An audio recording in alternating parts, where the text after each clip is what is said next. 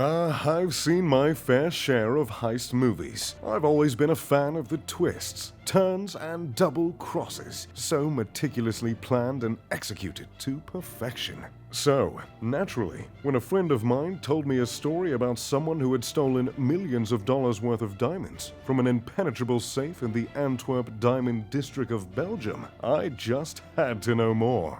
The Antwerp Diamond District is one of the most heavily secured places in the world, with billions and billions of dollars worth of diamonds changing hands there every year. And it was at this location in 2003 that a gang of thieves known as the School of Turin pulled off one of the largest diamond heists in history.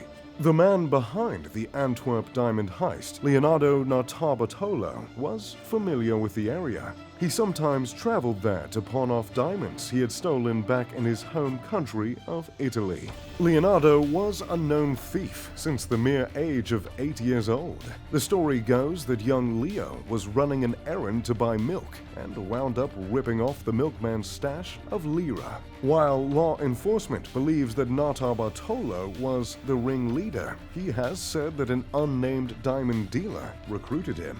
This unidentified man, Bartolo claims, paid him to take pictures of the vault's complex security system and created a replica of the vault. The official story is that Bartolo opened a jewelry storefront in Turin in what authorities agree was a cagey way to gain access to a notoriously insider industry and rob his fellow jewelry hucksters blind. Respectability is a great way for crooks to gain access to their targets. So when he moved to Antwerp around 2000, Bartolo rented office space in the Antwerp Diamond Center, which notably did not conduct background checks on tenants, and Mr. Leonardo proceeded to case the joint. Then, with the help of a group of dealers and the School of Turin, the thieves devised a way to get into the secure vault. And finally, on February 16, 2003, the plan was put into motion.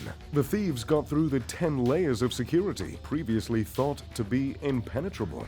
They bypassed cameras, the combo dial, the keyed lock, magnetic sensors, the locked steel gate, light sensors, heat and motion sensors, and keypad disarming sensors. They used aluminium to trick the magnetic field and stripped plastic off the wires of the sensor circuits. Using this combination of high-tech methods, like mimicking a code of electronic signals to fool the garage door sensors, and low-tech ones, like spritzing hairspray on heat detectors to temporarily disable them, the thieves made their way to the vault's combination lock. With over 100 million potential combinations, the lock remains the heist's biggest mystery. Leonardo claims he was able to record the combination through the use of a video camera, but the position of the lock in relation to anyone unlocking it would likely have blocked it from view. A more obvious theory is that whoever last locked the vault simply forgot to spin the wheel when they left. With limited room in their bags, the criminals had been forced to make choices, sorting through the loot to select only the most valuable stones. As they hurried, they left a veritable fortune behind, even if they did manage to bag between $100 and $432 million worth of goods.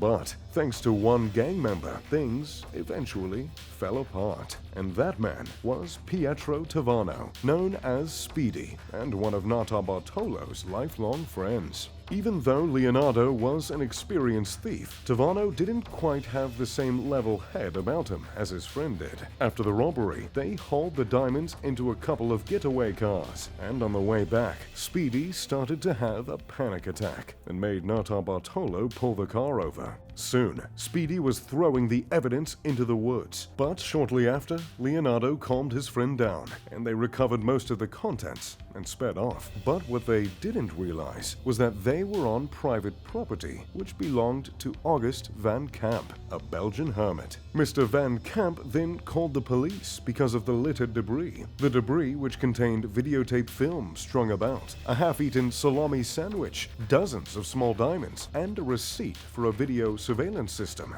It was enough evidence to link the crime to Bartolo. The litter gave prosecutors all the proof and DNA they needed to send Bartolo to prison for 10 years. with 3 of his conspirators sentenced to 5 years each. However, it didn't help the police locate the location of the stolen jewels. Notarbartolo claims that they only got $20 million worth of merchandise, but the authorities say there is still $100 million missing. In a splashy piece for Wired in 2009, Leonardo claimed that he was not the orchestrator. Sure, he stole the gems, but the whole thing, he said, was an elaborate insurance fraud organized by a Jewish diamond dealer. The fantastical tale even included a replica vault that helped the group of robbers learn the terrain well enough to feel their way past the Diamond Center's Byzantine security measures in the pitch-black dark. Nevertheless, Notarbartolo sticks to his story that he wasn't the ringleader of the Antwerp diamond heist and has never led the authorities to the whereabouts of the diamonds. What do you think? Are the diamonds still out there? And if anyone knows the location, feel free to give me a call. I'm looking to get a new pinky ring made. Anyway, I digress. If you'd like to hear more of these diamond mysteries, make sure to comment down below and let me know. If you enjoyed the video, make sure to leave a like and subscribe. As always, I'm Mr. Luxury. Pip pip, da doodly doo.